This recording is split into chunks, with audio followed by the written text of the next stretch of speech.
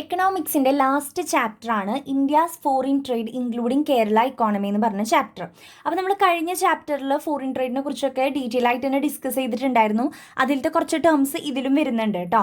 അപ്പോൾ നിങ്ങൾക്ക് സിമ്പിളായിട്ട് നിങ്ങളുടേതായിട്ടുള്ള രീതിയിൽ എഴുതാൻ പറ്റുന്ന ഒരു ചാപ്റ്റർ തന്നെയാണ് ഇതും. ഇതിലും ഗ്രാഫ് കാര്യങ്ങളൊന്നും തന്നെ വരുന്നില്ല. തിയറി ചാപ്റ്ററാണ് 4ാമത്തെ ചാപ്റ്ററും 5ാമത്തെ ചാപ്റ്ററും. അപ്പോൾ ഇതിൽ എക്സാം ഓറിയൻറ്റഡ് ആയിട്ട് റിപ്പീറ്റ് ചെയ്ത് വരുന്ന ക്വസ്റ്റ്യൻസ് ഒക്കെയാണ് നമ്മൾ ഈ ഒരു ചാപ്റ്ററിൽ പറയണത്. അല്ലാതെ ഡീറ്റെയിൽ ആയിട്ടൊന്നും പറയുന്നില്ല, കാരണം അതിൻ്റെ ആവശ്യമില്ല. സിമ്പിൾ ചാപ്റ്റർ ആണ്. അപ്പോൾ എക്സാമിന് റിപ്പീറ്റ് ചെയ്ത് വരുന്ന ക്വസ്റ്റ്യൻസ് ഒക്കെ നമ്മൾ ഇതിൽ ഇൻക്ലൂഡ് ചെയ്ത് പറയുന്നുണ്ട് കേട്ടോ. അപ്പോൾ ഏറ്റവും ആദ്യം തന്നെ നമ്മൾ പഠിക്കേണ്ടത് ഇത് ഫോറിൻ ട്രേഡ് ഇൻ ഇന്ത്യയിലത്തെയും കൂടി ഒരു ചാപ്റ്റർ ആണ്. അപ്പോൾ അതുകൊണ്ട് തന്നെ features of foreign trade in India അത് നിങ്ങൾ ഡീറ്റെയിൽ ആയിട്ട് തന്നെ പഠിച്ചു വെക്കണം. ഇപ്പോൾ ഒരു പാരഗ്രാഫ് ആയിട്ട് ഇപ്പോൾ ഷോർട്ട് എസ്സേ ആയിട്ട് എങ്ങാനും ഇന്ത്യയിലെ ഫോറിൻ ട്രേഡ് ഡിസ്ക്രൈബ് ചെയ്യാൻ പറഞ്ഞു കഴിഞ്ഞാൽ നിങ്ങൾക്ക് ഇതൊരു പാരഗ്രാഫ് ആക്കി എഴുതാം. ഈ ഫീച്ചേഴ്സ് ഒക്കെ അല്ലെങ്കിൽ താഴോട്ട് പോയിന്റ്സ് ആക്കിയിട്ടും എഴുതാം, നിങ്ങൾക്ക് കുഴപ്പമൊന്നുമില്ല. അപ്പോൾ ഫോറിൻ ട്രേഡ് ഇൻ ഇന്ത്യ ചോദിച്ചു കഴിഞ്ഞാൽ ഇത് എഴുതാം. ഫീച്ചേഴ്സ് ചോദിച്ചു കഴിഞ്ഞാലും ക്യാരക്ടറിസ്റ്റിക്സ് ചോദിച്ചു കഴിഞ്ഞാലും ഇമ്പോർട്ടൻസ് ചോദിച്ചു കഴിഞ്ഞാലും നിങ്ങൾക്ക് ഈ പോയിന്റ്സിന് എഴുതാവുന്നതാണ്. അതിൽ ഒന്നാമത്തെയാണ് change in composition of the export. അതായത് എക്സ്പോർട്ടിൽ വലിയൊരു തോതിൽ ചേഞ്ച് സംഭവിച്ചിട്ടുണ്ട്. അതായത് ആദ്യം നമ്മൾ ടീ ക്ലോത്ത്സ് ഒക്കെയാണ് എക്സ്പോർട്ടിന് യൂസ് ചെയ്തിരുന്നത്. അപ്പോൾ നിങ്ങളിത് ഡീറ്റെയിൽ ആയിട്ട് ലൈൻസ് ആക്കി എഴുതിക്കോളൂ, സെൻറ്റൻസ് ആക്കി എഴുതിക്കോളൂ കേട്ടോ. ഞാൻ സിമ്പിളായിട്ട് എഴുതിയിരിക്കണേ. അപ്പോൾ ടീ ക്ലോത്ത്സ് ഒക്കെ ആയിരുന്നു നമ്മൾ ആദ്യകാലത്ത് നമ്മൾ എക്സ്പോർട്ടിങ്ങിന് ഉപയോഗിച്ചിരുന്നത്. പക്ഷേ ഇപ്പോൾ കമ്പ്യൂട്ടർ സോഫ്റ്റ്വെയർ കോട്ടൺ ക്ലോത്ത്സ് അതേപോലെ തന്നെ മെഷീൻസ് കാര്യങ്ങളൊക്കെയാണ് നമ്മൾ എക്സ്പോർട്ട് ചെയ്യാനായിട്ട് ഉപയോഗിക്കുന്നത്. ദെൻ അതേപോലെ തന്നെ change in composition of import. പണ്ടത്തെ കാലത്ത് നമ്മൾ ഇമ്പോർട്ട് ചെയ്തിരുന്നത് കൺസ്യൂമർ ഗുഡ്സും മെഡിസിൻസ് ഒക്കെ ആയിരുന്നു. പക്ഷേ ഇന്ന് ക്രൂഡ് ഓയിലും സ്റ്റീലും മെഷീൻസും എക്യുപ്മെന്റ്സ് ഒക്കെയാണ് നമ്മൾ ഇമ്പോർട്ട് ചെയ്യുന്നത്. അപ്പോൾ അത് വലിയൊരു ചേഞ്ച് എക്സ്പോർട്ടിലും ഇമ്പോർട്ടിലും വന്നിട്ടുണ്ട്. ദെൻ അടുത്തത് ഡയറക്ഷൻ ഓഫ് ഫോറിൻ ട്രേഡ് ആണ്. അതായത് നമ്മൾ എങ്ങോട്ടൊക്കെയാണ് കൂടുതലായിട്ട് എക്സ്പോർട്ട് ചെയ്യുന്നതും ഇമ്പോർട്ട് ചെയ്യുന്നതും ആ ഒരു ഡയറക്ഷനാണ് അവിടെ സൂചിപ്പിക്കുന്നത്. കൂടുതലായിട്ടും നമ്മൾ പ്രോഡക്ട്സ് ഇമ്പോർട്ട് ചെയ്യുന്നത് ചൈനയിൽ നിന്നാണ്. അതേപോലെ തന്നെ നമ്മൾ കൂടുതലായിട്ട് എക്സ്പോർട്ട് ചെയ്യുന്നത് USA-ലേക്കാണ് കേട്ടോ. അപ്പോൾ ഇമ്പോർട്ട് ചൈന, എക്സ്പോർട്ട് USA ആണ്. ദെൻ ബാലൻസ് ഓഫ് ട്രേഡ്, അതായത് ഇൻഡിപെൻഡൻസിന് മുന്നേ before the independence the balance of trade is favourable ആയിട്ടുള്ള ബാലൻസ് ഓഫ് ട്രേഡ് ആയിരുന്നു, അല്ലെങ്കിൽ ട്രേഡ് അത് ഫേവറബിൾ ആയിരുന്നു. പക്ഷേ ആഫ്റ്റർ ഇൻഡിപെൻഡൻസിന് ശേഷം അൺഫേവറബിൾ ആയിട്ടുള്ളൊരു ട്രേഡ് പ്രാക്ടീസ് ആണ് നമുക്ക് കാണാൻ സാധിക്കുന്നത്. ദെൻ ഡിപ്പെൻഡൻറ്റ് ട്രേഡ് ആണ്. അതായത് പണ്ട് കാലത്തൊക്കെ നമ്മൾ ഫോറിൻ ഷിപ്പിങ്ങിനൊക്കെയാണ് ഡിപ്പെൻഡ് ചെയ്തിരുന്നത്. പക്ഷേ ഇപ്പോൾ കാർഗോ ഷിപ്സിനൊക്കെയാണ് നമ്മൾ ഡിപ്പെൻഡ് ചെയ്യുന്നത്. Then trade through sea route, കൂടുതലും ട്രേഡ് നടത്തുന്നത് സീ റൂട്ട് വഴിയാണ്. Then point less percentage of world wide trade ഒക്കെ കുറഞ്ഞിട്ടുണ്ട് എന്നാണ് പറയുന്നത്. ദെൻ ഇൻക്രീസ് ഇൻ GDP-യിലൊക്കെ വലിയ തോതിൽ ഇൻക്രീസ് സംഭവിച്ചിട്ടുണ്ട്. Then increase the volume of trade, ആകെ മൊത്തത്തിൽ ട്രേഡിൻ്റെ വോളിയം തന്നെ ഇൻക്രീസ് ചെയ്തിട്ടുണ്ട്. എക്സ്പോർട്ടിൻ്റെ കേസിലായാലും ഇമ്പോർട്ടിൻ്റെ കേസിലായാലും മൊത്തത്തിലൊരു ഇൻക്രീസ് സംഭവിച്ചിട്ടുണ്ട് ട്രേഡിൻ്റെ കേസിൽ. അപ്പോൾ ഇത്രയാണ് features of foreign trade in India. അല്ലെങ്കിൽ about foreign trade in India ചോദിച്ചു കഴിഞ്ഞാൽ നിങ്ങൾക്ക് ഇത് തന്നെ എഴുതാം. സെൻറ്റൻസ് വൈസ് ആയിട്ട് പാരഗ്രാഫ് പോലെയൊക്കെ നിങ്ങൾക്ക് എഴുതാവുന്നതാണ്. ക്യാരക്ടറിസ്റ്റിക്സ് ചോദിച്ചാലും നിങ്ങൾക്ക് ഇത് തന്നെ എഴുതാവുന്നതാണ് കേട്ടോ. ദെൻ നെക്സ്റ്റ് വരുന്ന ടോപ്പിക്കാണ് intellectual property right. Okay, intellectual property right എന്ന് പറഞ്ഞാൽ the rights given to the person over the creation of their minds. They usually give the creator an exclusive right over the use of his or creation for a certain period of time. അത് നമ്മൾ ഈ intellectual property right കൊടുക്കുന്നത് ക്രിയേറ്റേഴ്സിനായിരിക്കും. അതായത് അവരുടെ ബുദ്ധി ഉപയോഗിച്ച് അവർ കഷ്ടപ്പെട്ട് കണ്ടുപിടിച്ച അല്ലെങ്കിൽ ചെയ്ത ഏതെങ്കിലും ഒരു കാര്യത്തിനാണ് നമ്മൾ ഈ ഒരു ഇൻ്റലക്ച്വൽ പ്രോപ്പർട്ടി റൈറ്റ് കൊടുക്കുക.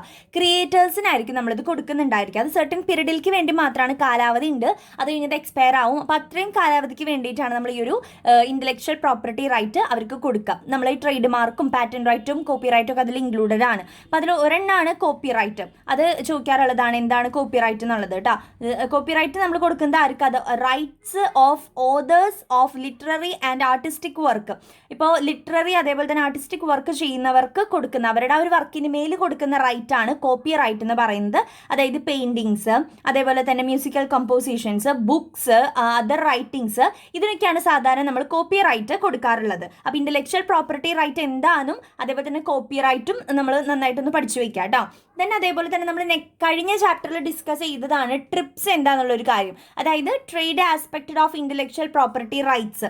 ട്രിപ്സ് എന്താണെന്ന് വെച്ച് കഴിഞ്ഞാൽ അതൊരു ഇൻ്റലക്ച്വൽ പ്രോപ്പർട്ടി റൈറ്റ് തന്നെയാണ്. അതായത് വർക്കും കാര്യങ്ങളൊക്കെ പ്രൊട്ടക്റ്റ് ചെയ്യുന്നതിന് വേണ്ടിയിട്ട്, തെഫ്റ്റ് കാര്യങ്ങൾ അതുപോലെ തന്നെയുള്ള പ്രോബ്ലംസ് അവോയ്ഡ് ചെയ്യാൻ വേണ്ടിയിട്ട് ഒരു പ്രൊട്ടക്ഷൻ കൊടുക്കുന്നതിന് വേണ്ടിയിട്ടുള്ള ഒരു റൈറ്റ്, ഇൻ്റലക്ച്വൽ പ്രോപ്പർട്ടി റൈറ്റ് ആണ് ട്രിപ്സ് എന്ന് പറയുന്നത്.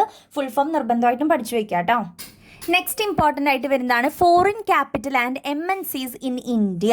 ഫോറിൻ ക്യാപിറ്റൽ അപ്പോൾ എന്താണെന്ന് നിങ്ങൾ ആദ്യം മനസ്സിലാക്കണം. ഫോറിൻ ക്യാപിറ്റൽ എന്ന് പറഞ്ഞു കഴിഞ്ഞാൽ capital invested by the MNCs or private foreign industries in India's economic activities. അതായത് ഇന്ത്യയിലെ എക്കണോമിക് ആക്ടിവിറ്റീസിൽ നമ്മുടെ ഫോറിൻ കമ്പനീസ് അല്ലെങ്കിൽ ഫോറിൻ ഇൻഡസ്ട്രീസ് MNCകൾ ഒക്കെ ഇൻവെസ്റ്റ് ചെയ്തിട്ടുണ്ടെങ്കിൽ, ക്യാപിറ്റൽ ഇൻവെസ്റ്റ് ചെയ്തിട്ടുണ്ടെങ്കിൽ അതാണ് ഫോറിൻ ക്യാപിറ്റൽ. അതായത് ഫോറിനേഴ്സിൻ്റെ ക്യാപിറ്റൽ നമ്മുടെ ഇന്ത്യയിൽ എക്കണോമിക് ആക്ടിവിറ്റീസിൽ അവർ ഇൻവെസ്റ്റ് ചെയ്തേക്കാണ്. ഇപ്പോൾ മൈനിങ് പോലെയുള്ള അല്ലെങ്കിൽ ഇൻഡസ്ട്രിയൽ അഗ്രികൾച്ചറൽ ആക്ടിവിറ്റീസിൽ അവർ അവരുടെ ക്യാപിറ്റൽ ഇൻവെസ്റ്റ് ചെയ്തിട്ടുണ്ടെങ്കിൽ അതിനെയാണ് ഫോറിൻ ക്യാപിറ്റൽ എന്ന് പറയുന്നത്. ക്ലിയർ ആയല്ലോ? ഇനി അതുവഴി നമുക്ക് ഒരുപാട് ലാഭങ്ങളൊക്കെ ഉണ്ടായിട്ടുണ്ട്. നമ്മുടെ ഫോറിൻ ട്രേഡും ഫോറിൻ ക്യാപിറ്റൽ ഇൻക്രീസ് ചെയ്യാനും ഒക്കെ അത് സഹായിച്ചിട്ടുണ്ടെന്നാണ് പറയുന്നത്. അത് 2 ടൈപ്പായിട്ട് പറയുന്നുണ്ട്. ഒന്ന് FDIയും രണ്ടാമത്തത് FPIയും. അപ്പോൾ ഇത് രണ്ടും പഠിച്ചു വയ്ക്കണം നമുക്ക്. FDI എന്ന് പറഞ്ഞു കഴിഞ്ഞാൽ it refers to the investment in the asset of a company in a foreign country for the purpose of control. അതായത് നമ്മൾ ഒരു ഫോറിൻ കൺട്രിയിലുള്ള ഒരു അസറ്റിൻ്റെ മേൽ നമ്മൾ ഇൻവെസ്റ്റ്മെൻറ്റ് നടത്തിയിട്ടുണ്ടെങ്കിൽ എന്തിനു വേണ്ടി, അത് കൺട്രോൾ ചെയ്യണം എന്നുള്ളൊരു ലക്ഷ്യത്തോട് കൂടിയിട്ട്, അതിൻ്റെ മേൽ കൺട്രോൾ വേണം എന്ന ലക്ഷ്യത്തിൻ്റെ പേരിൽ നമ്മളൊരു അസറ്റിൻ്റെ മേൽ ഇൻവെസ്റ്റ്മെൻറ്റ് നടത്തിയിട്ടുണ്ടെങ്കിൽ അതാണ് FDI എന്ന് പറയുന്നത്. കൺട്രി മേക്കിംഗ് ദ FDI, അതായത് ആ ഒരു FDI മേക്ക് ചെയ്യുന്ന കൺട്രീനെ പറയുന്ന പേര് ഹോം കൺട്രി എന്നാണ്. ആ FDI റിസീവ് ചെയ്യുന്ന കൺട്രീനെ പറയുന്ന പേര് ഹോസ്റ്റ് കൺട്രി എന്നാണ് കേട്ടോ. അതും കൂടി ഒന്ന് നോട്ട് ചെയ്ത് വയ്ക്കാം. FDIയുടെ ഫുൾ ഫോം എന്താ? ഫോറിൻ ഡയറക്റ്റ് ഇൻവെസ്റ്റ്മെൻറ്റ് കേട്ടോ. ഫോറിൻ ഡയറക്റ്റ് ഇൻവെസ്റ്റ്മെൻറ്റ് എന്നാണ് FDIയുടെ ഫുൾ ഫോം.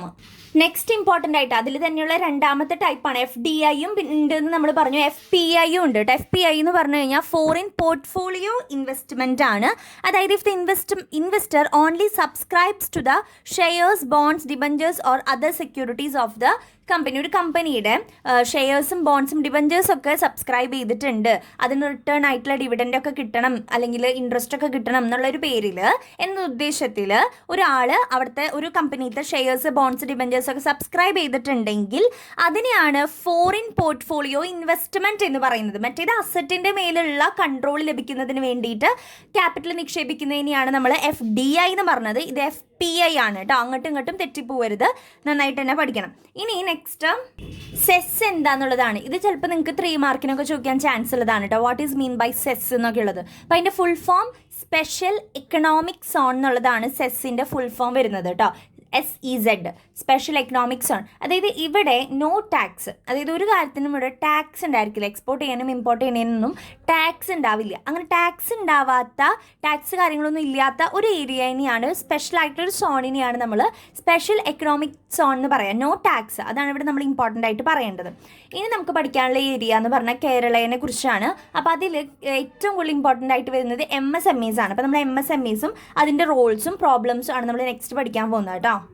കേരള ഇക്കോണമിയിൽ വലിയ തോതിൽ മാറ്റം, ബെറ്റർ ആയിട്ടുള്ളൊരു ചേഞ്ച് സംഭവിച്ചിട്ടുണ്ടെങ്കിൽ അതിന് ഏറ്റവും വലിയൊരു റീസൺ MSMEs ആണ്. MSMEs എന്ന് പറഞ്ഞു കഴിഞ്ഞാൽ micro, small and medium enterprises. അപ്പോൾ MSMEs എന്നായിരിക്കും നിങ്ങൾക്ക് ക്വസ്റ്റ്യൻ പേപ്പറിൽ ഉണ്ടാവുക. അപ്പോൾ ഇങ്ങനെ തന്നിട്ടുണ്ടാവുള്ളൂ. അപ്പോൾ അതിൻ്റെ ഫുൾ ഫോം ആദ്യം തന്നെ മനസ്സിലാക്കണം. Micro, small and medium enterprises എന്നാണ് MSMEയുടെ ഫുൾ ഫോം എന്ന് പറയുന്നത്. അപ്പോൾ അത് നമ്മൾ 3 എണ്ണായിട്ട് ഡിവൈഡ് ചെയ്തിട്ടാണ് നമ്മൾ അതിൻ്റെ ഡെഫിനേഷൻ പറയാറുള്ളത്. അതായത് micro, small and medium enterprises. അപ്പോൾ ഇതിൽ എന്താണ് മൈക്രോ, എന്താണ് സ്മോൾ, എന്താണ് മീഡിയം എന്ന് നമ്മൾ ആദ്യം തന്നെ മനസ്സിലാക്കി വെക്കണം. അപ്പോൾ നിങ്ങൾ MSMEs എന്താണെന്ന് ചോദിച്ചാൽ ഇങ്ങനെ തന്നെ നിങ്ങൾ എഴുതാം കേട്ടോ. അത് സെൻറ്റൻസ് വൈസ് ആയിട്ട് എഴുതാൻ നോക്കുക. Micro enterprise means the investment which have 1 crore and the turn over is 5 crore. Investment 1 crore turn over 5 crore ഉള്ള എൻ്റർപ്രൈസസ് ആണ് മൈക്രോ എൻ്റർപ്രൈസസ്. ഇനി സ്മോൾ എൻ്റർപ്രൈസസ് എന്ന് പറഞ്ഞാൽ ഇൻവെസ്റ്റ്മെൻറ്റ് 10 ടേൺ ഓവർ 50. അങ്ങനെ investment 10 crore turn over 50 crore ഉള്ള enterprises ആണ് small enterprises. Then investment 50 crore turn over 250 crore ഉള്ള enterprises ആണ് മീഡിയം എൻ്റർപ്രൈസസ്. അപ്പോൾ ഈ മൈക്രോ, സ്മോൾ, മീഡിയം എൻ്റർപ്രൈസസ് മൊത്തത്തിലാണ് നമ്മൾ MSMEs എന്ന് പറയുക. അപ്പോൾ നിങ്ങളിത് സെൻറ്റൻസ് വൈസ് ആയിട്ട് എഴുതിക്കോളൂ കേട്ടോ. അങ്ങനെ 3 ഇങ്ങനെ ഡിവൈഡ് ചെയ്തിട്ട് എഴുതിയാലും കുഴപ്പമൊന്നുമില്ല. കുറച്ചും കൂടി നല്ലത് ഇങ്ങനെ സെൻറ്റൻസ് വൈസ് ആയിട്ട് എഴുതാം. അപ്പോൾ ഇതിനെയാണ് നമ്മൾ MSMEs എന്ന് പറയുന്നത്. അപ്പോൾ കേരളത്തിലേക്ക് ഒരു ബെറ്റർ ആയിട്ടുള്ള ഒരു ഗ്രോത്ത് ഉണ്ടായിട്ടുണ്ടെങ്കിൽ, എക്കണോമിക് ഗ്രോത്ത് ഉണ്ടായിട്ടുണ്ടെങ്കിൽ അതിൽ നിന്ന് 3/4 ഭാഗവും കിട്ടിയിരിക്കുന്നത് MSMEs തന്നെയാണ് കേട്ടോ. ഒരുപാട് മൈക്രോ, സ്മോൾ, മീഡിയം എൻ്റർപ്രൈസസ് ഇന്ന് നമ്മുടെ കേരളത്തിലുണ്ട്. അതിൽ നിന്ന് ഒരുപാട് പ്രോഫിറ്റ്സും GDPയിലേക്കുള്ള റേറ്റിംഗ്സ് ഒക്കെ ഒരുപാട് കൂടുതലാണ്. ഓക്കെ, നെക്സ്റ്റ് വരുന്നത് റോൾ ഓഫ് MSMEs ആണ്. ഫീച്ചേഴ്സ് ചോദിച്ചാലും ഇമ്പോർട്ടൻസ് ചോദിച്ചാലും ഒക്കെ നിങ്ങൾക്ക് ഈ പോയിന്റ്സ് തന്നെ എഴുതാം. MSME വന്നതിന് ശേഷം ഒരുപാട് എംപ്ലോയ്മെന്റ് ഓപ്പർച്യൂണിറ്റീസ് ഉണ്ടായിട്ടുണ്ട്. ചെറുകിട വ്യവസായങ്ങൾ വരുമ്പോൾ ഒരുപാട് എംപ്ലോയ്മെന്റ് ഓപ്പർച്യൂണിറ്റീസ് ഉണ്ടായിട്ടുണ്ട്. ബാലൻസ്ഡ് റീജിയണൽ ഡെവലപ്മെന്റ് ഉണ്ടായിട്ടുണ്ട്. ഇൻഡസ്ട്രിയലൈസേഷൻ ഓഫ് റൂറൽ ഏരിയാസ്, ചെറിയ സ്ഥലങ്ങളിലുള്ളവരായിരിക്കും ഇതേപോലെ മൈക്രോ ഇൻഡസ്ട്രീസ് ഒക്കെ സ്റ്റാർട്ട് ചെയ്യുക. അപ്പോൾ അവിടെ ഡെവലപ്മെന്റ് ഉണ്ടാവുന്നുണ്ട്. Industrialisation of rural areas. Then promotion of self employment, promotion of എക്സ്പോർട്ടൊക്കെ ഇവർ ഉണ്ടാക്കി കുഞ്ഞു കുഞ്ഞു കാര്യങ്ങളൊക്കെ അല്ലേ, ഇപ്പോൾ എന്താണ് ഫുഡ് പ്രൊഡക്ട്സ് ആയിരിക്കാം, അതൊക്കെ എക്സ്പോർട്ട് ചെയ്യുന്നുണ്ടായിരിക്കാം. ദെൻ പ്രൊട്ടക്ഷൻ ഓഫ് എൻവയോൺമെൻറ്റ്, കാരണം അധികം വേസ്റ്റേജ് ഒന്നും ഇല്ലാത്ത രീതിയിലുള്ള ഇൻഡസ്ട്രീസൊക്കെ ആയിരിക്കും കുഞ്ഞി ഇൻഡസ്ട്രീസ് അല്ലേ, ഈ സ്മോൾ ഇൻഡസ്ട്രീസൊക്കെ. അപ്പോൾ അതുകൊണ്ട് അവിടെ അധികം പൊല്യൂഷൻ ആയിട്ടുള്ള കാര്യങ്ങളൊന്നും നടത്തുന്നുണ്ടായിരിക്കില്ല. അതാണ് പറയുന്നത് protection of environment. Socio economic development, മൊത്തത്തിലൊരു എക്കണോമിക് ഡെവലപ്മെൻറ്റ് അതിലൂടെ നമുക്ക് കിട്ടുകയും ചെയ്യുന്നുണ്ട്. അപ്പോൾ ഇത്രയാണ് ഇതിൻ്റെ റോള് അല്ലെങ്കിൽ ഇമ്പോർട്ടൻസ്, ഫീച്ചേഴ്സ് ഒക്കെ ചോദിച്ചു കഴിഞ്ഞാൽ നിങ്ങൾക്ക് തന്നെ എഴുതാം കേട്ടോ. ഇനിയിപ്പോൾ MSME മാത്രം ചോദിച്ചു കഴിഞ്ഞാൽ മറ്റേ നമ്മൾ നേരത്തെ ഡിവൈഡ് ചെയ്ത് പറഞ്ഞില്ല, ഇത്രയും ടേൺ ഓവർ, ഇത്രയും ഇൻവെസ്റ്റ്മെന്റ്, അതൊക്കെ എഴുതിയിട്ട് ഇതൊക്കെ നിങ്ങൾക്ക് വേണമെങ്കിൽ ഒരു പാരഗ്രാഫ് പോലെ നിങ്ങളുടെ സെന്റൻസ് ആയിട്ട് ക്രിയേറ്റ് ചെയ്ത് എഴുതിക്കോ, കുഴപ്പമൊന്നുമില്ല. നെക്സ്റ്റ് പ്രോബ്ലംസ് ചോദിച്ചു കഴിഞ്ഞാൽ റെഡ് ടാപ്പിസം, ലേബർ പ്രോബ്ലംസ് ഉണ്ടാവാൻ ചാൻസ് ഉണ്ട്. ലോ ഫിനാൻസ്, കാരണം ഈ സ്മോൾ മൈക്രോ മീഡിയം എന്റർപ്രൈസസ് എന്നൊക്കെ പറയുമ്പോൾ അവരുടെ അത്രയും ഇൻവെസ്റ്റ്മെന്റും ക്യാപിറ്റലും ഫിനാൻസും ഒന്നും ഉണ്ടാവില്ല. പിന്നെ ലാക്ക് ഓഫ് ടെക്നോളജി, അവർക്ക് അധികം ടെക്നോളജി ഉപയോഗിക്കാനുള്ള ക്യാപിറ്റലും ഇല്ല, അറിവും ഉണ്ടായിരിക്കണം എന്നില്ല. ദെൻ ലാക്ക് ഓഫ് മെഷീനറി, വലിയ വലിയ മെഷീൻസ് ഉപയോഗിക്കാനുള്ള പൈസയൊന്നും അവരുടെ ഉണ്ടായിരിക്കണം എന്നില്ല. ബേർഡൻ ഓഫ് ലോക്കൽ ടാക്സസ്, അവർക്ക് ടാക്സ് അടക്കേണ്ടതായിട്ട് വരും. അപ്പോൾ ഇവർക്ക് ഇവിടെ നിന്ന് കിട്ടുന്ന ടേൺ ഓവർ കുറവാണ്, അപ്പോൾ അതിൽ കൂടെ ടാക്സും കൂടി അടയ്ക്കുക എന്ന് പറയുമ്പോൾ കുറച്ച് ബുദ്ധിമുട്ടുള്ള കാര്യമാണ്. ദെൻ ലാക്ക് ഓഫ് എക്സ്പീരിയൻസസ്, ഇവർക്ക് വലിയ വലിയ സ്ഥാപനങ്ങൾ നടത്തിയിട്ടുള്ള എക്സ്പീരിയൻസസ് കാര്യങ്ങളൊന്നും ഉണ്ടാവില്ല. അപ്പോൾ അങ്ങനെയുള്ള പ്രോബ്ലംസ് ഉണ്ട്. എക്യുപ്മെന്റ്സ് യൂസ് ചെയ്യാൻ അറിയാത്ത പ്രോബ്ലംസ് ഉണ്ടാവും, ലാക്ക് ഓഫ് നോളേജ് ഉണ്ടാവും, അതൊക്കെ നമുക്ക് ആഡ് ചെയ്യാം കേട്ടോ. ഇതൊക്കെയാണ് പ്രോബ്ലംസ് ആയിട്ട് വരുന്നത്. അപ്പം MSMEയുടെ ഇമ്പോർട്ടൻസ്, ഫീച്ചേഴ്സ്, റോളൊക്കെ ചോദിച്ചു കഴിഞ്ഞാൽ ഈ പോയിന്റ്സ് ഒക്കെ എഴുതാം. എന്താണ് MSME എന്ന് ചോദിച്ചാൽ ഇതും എഴുതാം. നിങ്ങൾക്ക് ഈ പ്രോബ്ലംസ് വേണമെങ്കിൽ ആഡ് ചെയ്തൊക്കെ എഴുതാം കേട്ടോ. അപ്പോൾ MSME ചിലപ്പോൾ SAക്കൊക്കെ വരാൻ ചാൻസ് ഉള്ളതാണ്. പിന്നെ നമ്മുടെ ഫോറിൻ ട്രേഡിൻ്റെ ഫീച്ചേഴ്സ് നമ്മൾ ആദ്യം പറഞ്ഞില്ലേ അത്, പിന്നെ FDI എന്താണ്, FPI എന്താണ്, സെസ് എന്താണ്, ഈ വക കാര്യങ്ങളൊക്കെ നന്നായിട്ട് തന്നെ പഠിച്ചു വയ്ക്കുക. അപ്പോൾ ഈ ഒരു ചാപ്റ്ററിൽ ഇത്രയാണ് ഇമ്പോർട്ടൻ്റ് ആയിട്ട് വരുന്നത് കേട്ടോ. So thank you.